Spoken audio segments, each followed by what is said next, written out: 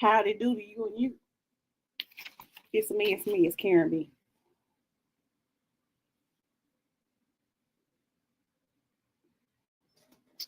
Only people of a certain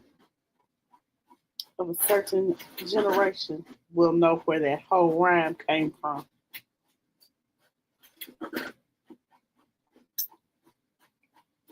My Andy Griffith lovers. Hello, hello, hello.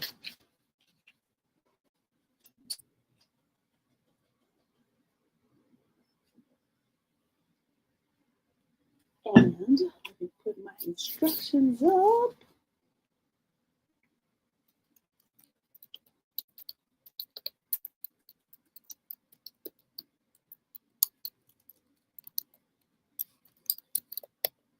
You know what I want you to do. Touching fun and what is in your gut.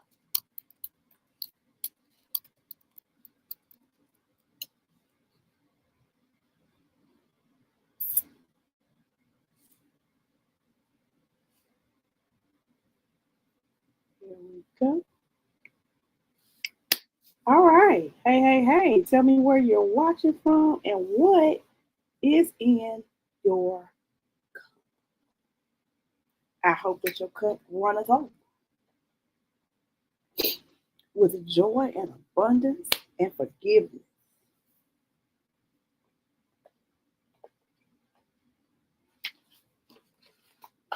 Gonna wait another minute or two. Let some people get on in here.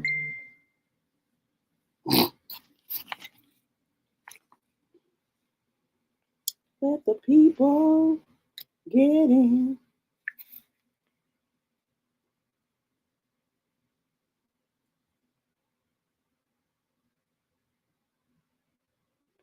I've only used it. Ooh, y'all be miscounting my highlights.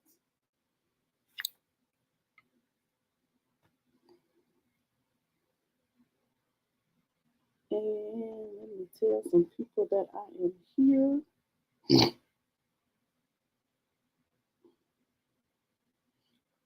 I hope y'all snow and ice has cleared up as ours is slowly clearing up.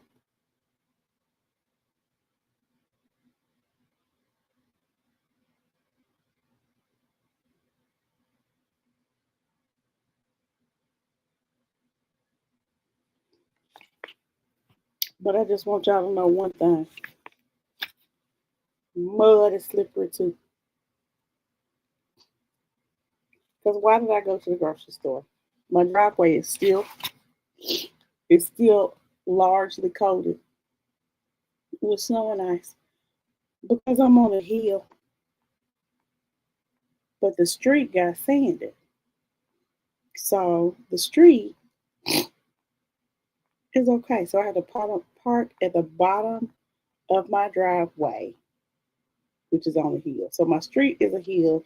My street is a hill, and then my driveway is a hill. So everything is a hill. Hey, hey, hey. Hey, Shannon, how are you? So my street is a hill. My driveway is a hill. Shannon knows. So you go up the street, right? And then you turn in my driveway and go up the hill on the driveway. So the driveway still has issues. Street's fine. So I leave the house. So first I have to navigate down the hill. So I navigate. So I navigate down the hill, my hill, to get to the truck because I have to navigate this path that my husband has cut out for me. And then I get in the truck and I go do my errands, and it is, it is sunshiny and it is 50 something degrees. And so I'm just like, yes, the snow is melting. Safety has returned. So I get back home after allowing a sufficient amount of time, and I have 3 bags of groceries. 3 bags of groceries. And I decide that I can walk up my hill because I have parked the truck. I decide I can walk up my hill with the bags of groceries, with my water bottle, my thermos,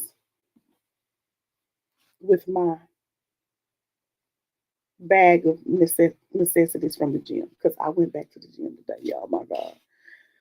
And I just want y'all to know that when the snow leaves your yard, there is mud. And mud is slippery too.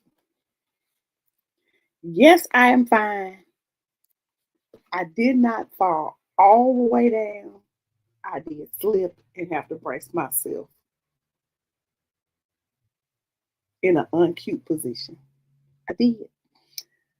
And then realized that when I got in the house, I had dropped my keys. So then I had to navigate back down the hill in the mud, snow, and ice, and then back up the hill in the mud, snow, and ice. So I said all that to say mud is slippery.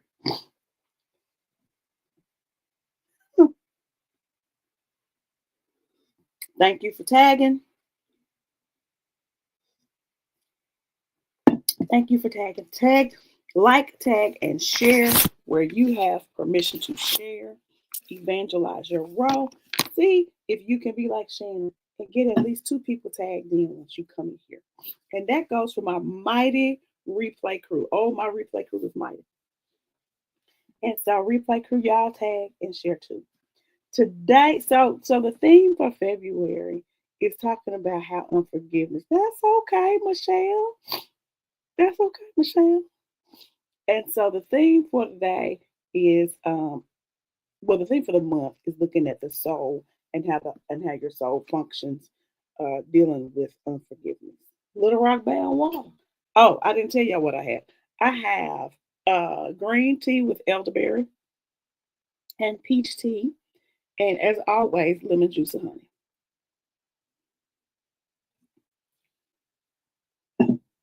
And it is wonderful. And so we're talking about how um, the soul handles unforgiveness, what unforgiveness looks like in the soul. It can look a lot of ways. It can look a lot of ways. Now, this is not medical diagnostic. This is mindset shifting type, uh, mindset shifting type uh, healing, right? So today we're talking about how unforgiveness creates internal noise and why the soul will struggle to be quiet. And so yesterday we talked about the soul being braced, which is the internal posture of always being ready. And I understand we have to stay ready so we don't have to get ready. There is nothing wrong with preparedness. Nothing wrong with that. Nothing wrong with being early to where you're going to be. Nothing wrong with making sure you have everything that you need to be prepared and equipped. But it is something wrong when you stay on high alert. You can't even get off high alert to go to sleep. Okay? And that's what we're talking about today is that unforgiveness will create an internal noise. An internal noise. It sounds like I can't quiet my mind. It sounds like I'm always thinking. It sounds like I can't settle. Even when things are calm, I don't feel calm. Right? Why is my husband calling me? Hold, please. I'm on live. How can I help you?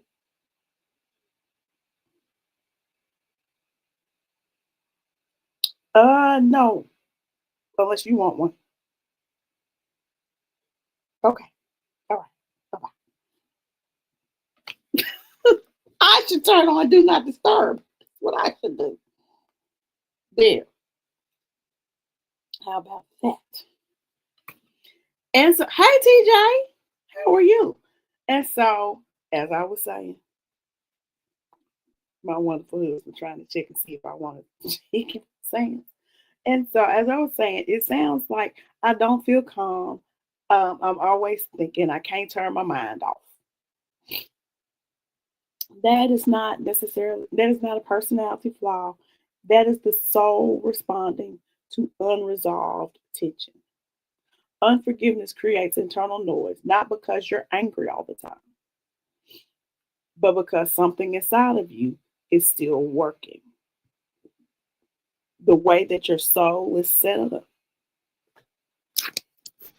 each piece of your soul looks for something. Hey, each piece of your soul looks for something. Your mind wants an answer. It wants closure. Your intellect wants understanding. Your imagination wants will create a picture of what's going to happen if unforgiveness is left unresolved. So each part of your soul has a function. It is going to do what it is going to do. I don't care what you say. It's going to do what it's going to do. And if you're sitting there with some unresolved um, issues like unforgiveness, then your soul is gonna soul, okay? The noise is a signal. Internal noise is not just thoughts. It shows up like you mentally replay conversations. You imagine conversations. You say, "Oh, I should have said this. I should have said this. Then it would have." Overthinking the decisions that you may have made. A sense of restlessness, even when you're in stillness. And so your mind is still trying to create order. This is when your soul is loud, it's your mind trying to create order. It's your intellect trying to assign some meaning. It's your will standing guard because your will is the one that says, I remember, I don't want to mispronounce your name. I absolutely remember you. We're friends on Facebook. I remember you sang at the funeral with Jerron. I do. I can't say your name. So your soul, your will is the one. Your will is the one that will say, "Oh, we ain't gonna never fool with them again." Your will got that.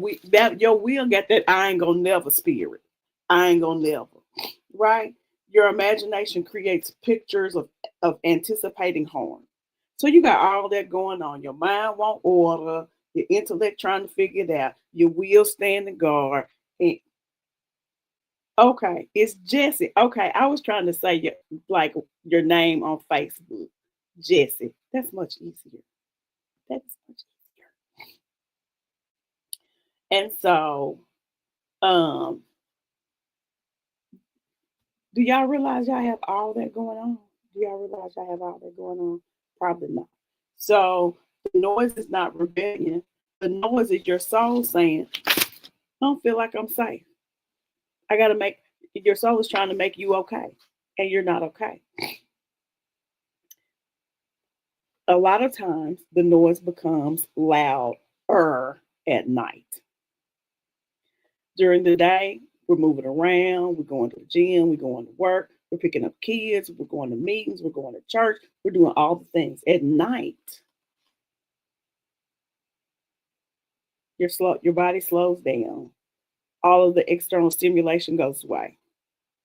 And your soul has space. Now it's gonna be really loud.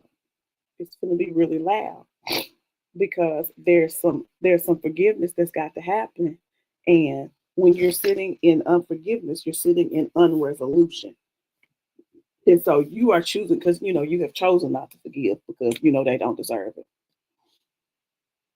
You know where I'm going, right? You didn't deserve the forgiveness that you got from Jesus. So there. So uh, sometimes this might feel like your thoughts just racing here, there, and yonder. Uh, you go from subject to subject to subject to subject. You can't fall asleep. You can't stay asleep because your soul, your mind, your will, your emotions, your intellect, your imagination, your understanding, those things are not at rest. They're not happy. They're not happy. They don't have any resolution. They don't have any closure. You don't have any closure. And you have the key to getting closure for your soul, right? It doesn't mean at night when you can't get it together, go to sleep. When you have to watch TV till you fall asleep, or you have to have the TV on so you can stay asleep. That was me. That was me. I had to have the TV on. I had to have the TV on so that my mind could focus on the TV and not anything else. And then I could go to sleep. But then, if my husband walked in and changed it, the TV had to stay on the same thing. Like it had to stay on the same channel. It had to keep the same volume. If he turned that TV off, I'm waking up. I'm waking up, and I'm waking up mad because now it's gonna take me forever to go to sleep. Because it took me forever to go to sleep in the first place. And so that's what at the internal noise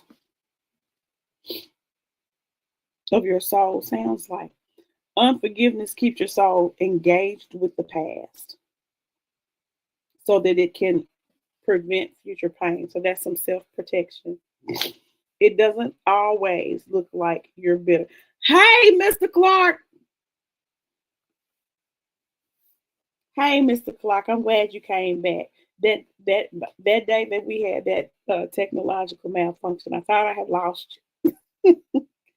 We're talking about the raw how unforgiveness shows up as noise in your soul. Mr. Clark, what you got in your cup today?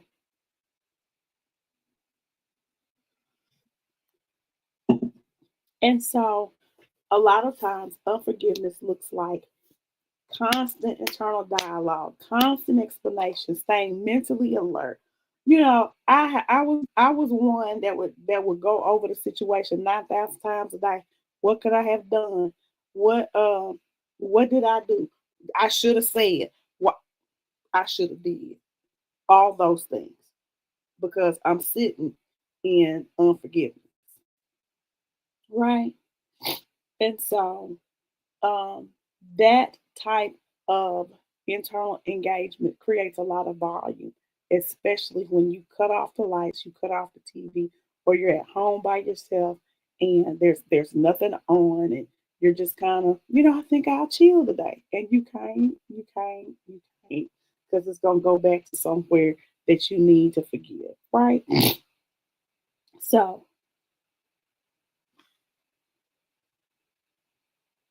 your soul has not reached its time of silence because you haven't released. What do I mean by release? I mean you haven't said, okay, person X, not to them, not to them. You haven't said in your own self. You hadn't said in your pineapple juice, yum, love it. You haven't said to your own self, you know what? I forgive them. I forgive them. I'm going to release them from whatever I think they owe me.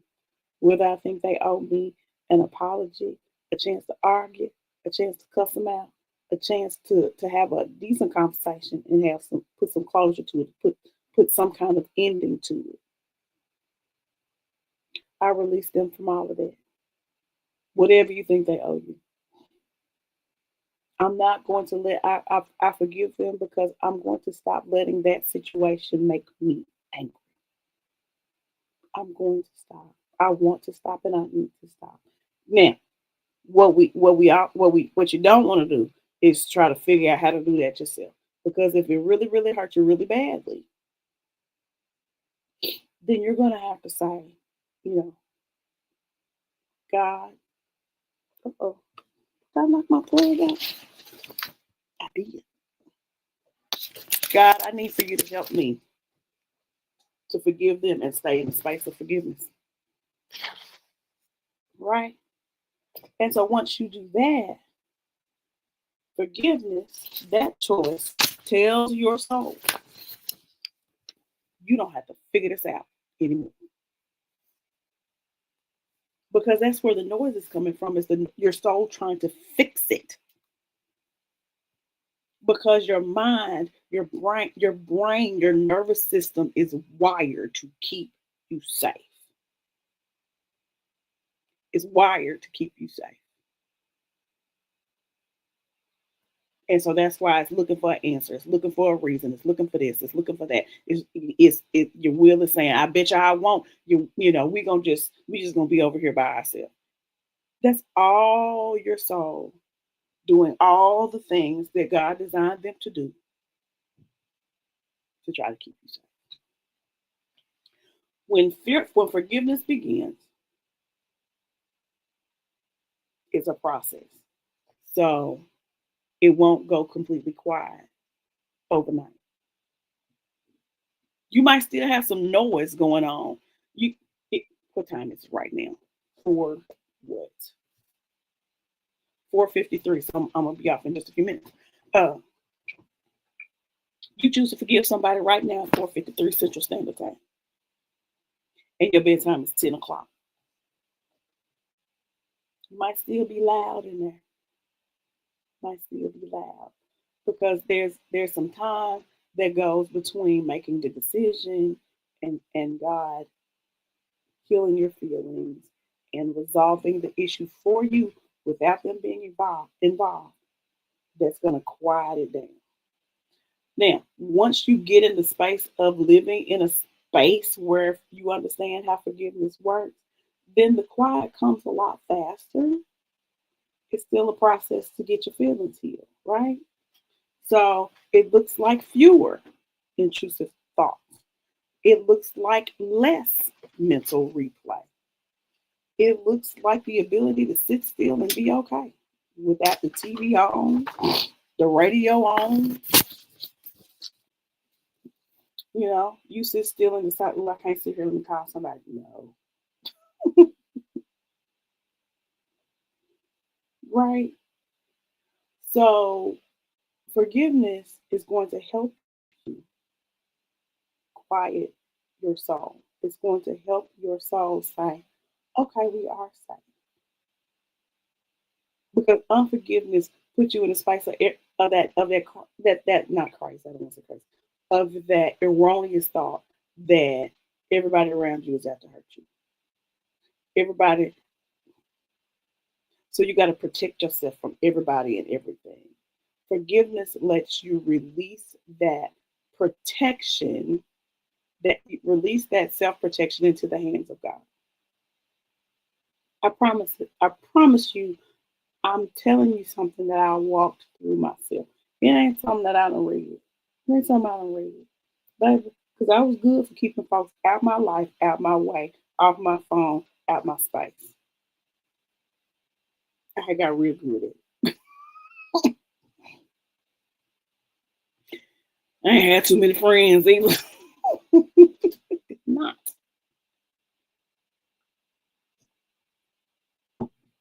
So let's try to operate in a space of forgiveness so that we can experience some internal peace. Today is not about just silencing your thoughts. It's about noticing what keeps them loud. Okay? Noise doesn't you don't fight the noise. Like, don't make more noise to quiet that noise.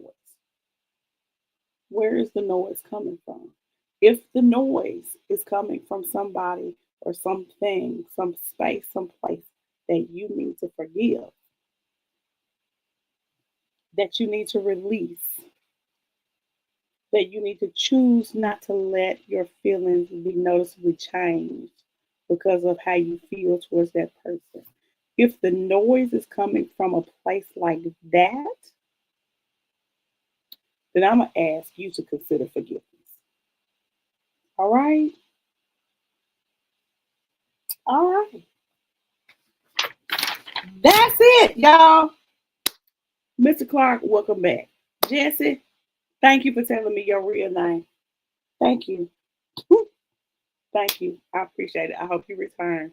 Y'all, like the video, tag some friends, share it wherever you have permission to share.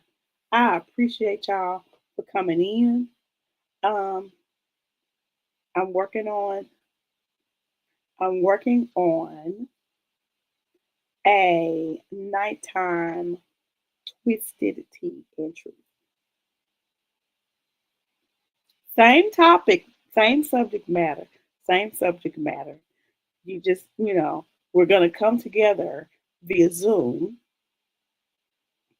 and you're welcome. We're going to come together via Zoom. And if you want to have a different kind of drink and you want to have a little live interaction, we can talk back and forth. Then that will be your time. It will be free. It will be free. Be about, I don't know, 30, 45 minutes, maybe an hour, just some time to gather and talk about some more tea and truth things regarding regarding forgiveness. It's gonna still be regarding forgiveness. We just might have some adult things in our cup, if that's what you choose. All right. I'll keep you posted. I gotta choose a date and put the material together. But we're definitely gonna do it in February. It's gonna probably be sometime in that week prior to Valentine's Day. All right. I will see y'all tomorrow. Same bat time, same bat channel. Love y'all. Bye bye.